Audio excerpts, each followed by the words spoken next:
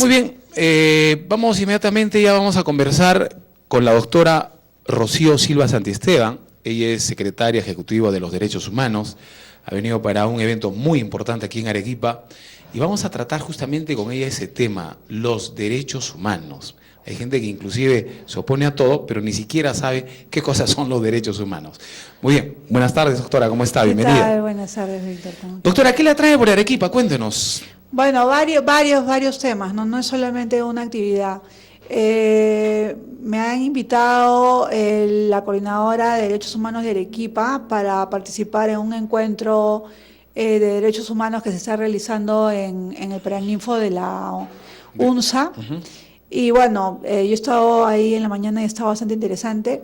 También estoy participando de algunas actividades que está organizando CEPRODE, que bueno, ahora va a ser una conferencia a las 5 de la tarde en el Colegio de Abogados sobre un tema que es muy doloroso y a mí me interesa mucho, que es el feminicidio.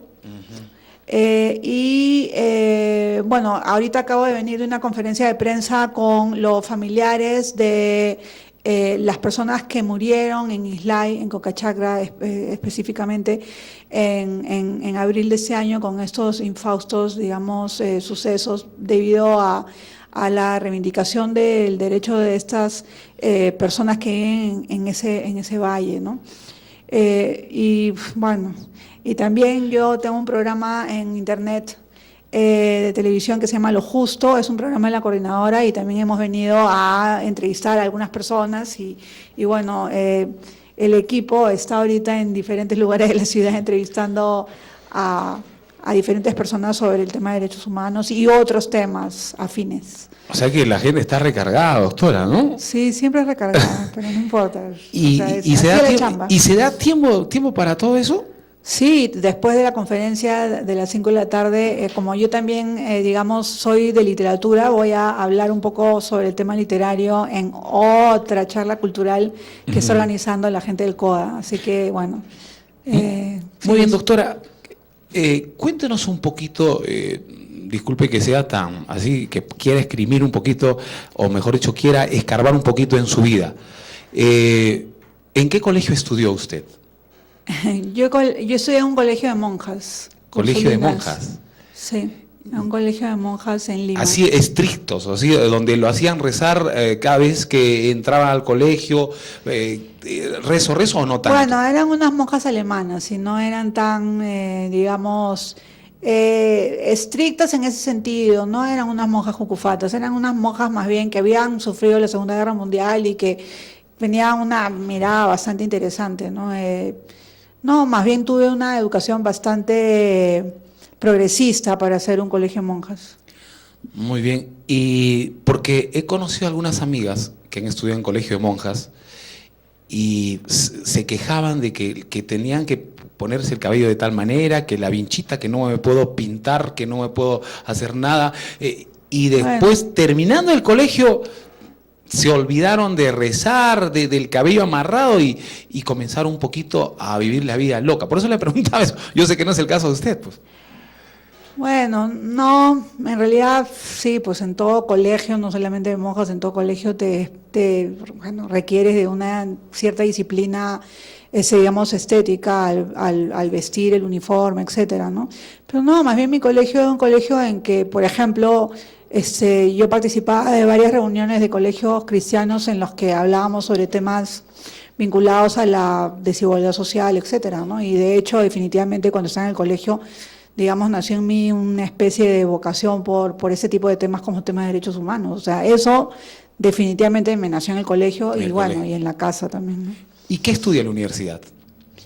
Yo estudié Derecho Vea. y Ciencias Políticas en la Universidad de Lima, y cuando estaba en el segundo año me presenté a San Marcos y estudié Literatura. Entonces yo estudié paralelamente 2 carreras, Derecho y Literatura. ¿Y fue otra persona que estudió Derecho que se sintió un poco atraída, atrapada por el periodismo? Ya, lo que sucede es que yo escribía relativamente bien desde que estaba en el colegio, digamos, tenía una cierta vocación por la escritura. Entonces, cuando digamos, yo comencé a trabajar bien joven, a los 18 años, trabajaba en diversas cosas, hasta que un momento me comentan de que se requería una persona en un periódico que se llama El Nacional, Ya. que ya no existe, ¿no? Entonces, voy a probar suerte, y entonces ahí comencé a trabajar en periodismo. Ahora, digamos, tenía todas estas actividades y la posibilidad de hacerlas porque en esa época, o sea, en los años 80, cuando yo estudiaba en San Marcos, había muchas huelgas en la universidad. Entonces, como habían huelgas, habían paros y habían como espacios de tiempo en que yo tenía un poco más de tiempo para poder trabajar, ¿no? Y así, o sea, a veces trabajaba, después ya comenzaban las clases, tenía que dejar de trabajar, pero comencé trabajando en este periódico, después comencé a trabajar en otras. ¿Qué es lo primero que hizo en El Nacional? Lo primero que hice, mi primer artículo, el primer recontraartículo que escribí fue sobre rondas campesinas. Rondas campesinas. Sí. ¿Y se le quedó algo en la San Marcos en algún momento, en las épocas que usted estudiaba? Irrumpían muchos terroristas, los sacaban a los maestros, comenzaban sus pláticas. ¿Le pasó eso alguna vez en su clase, no? Bueno, lo que sucede es que San Marcos en los años 80 estaba totalmente tomada por todos los grupos de izquierda, del amplio espectro de la izquierda. Y bueno, sí, por supuesto que habían muchos militantes de Sendero, de Pucallacta, del MRTA, de otras instituciones afines a Sendero, había mucha gente filosenderista también. San Marcos, igual que la UNSA, me imagino, en esa época estaba totalmente tachoneada. Walter Porras con información. Todas sus, digamos, paredes de grafitis políticos. Y bueno, definitivamente estudiar en esa época fue bastante difícil, ¿no? Fue difícil.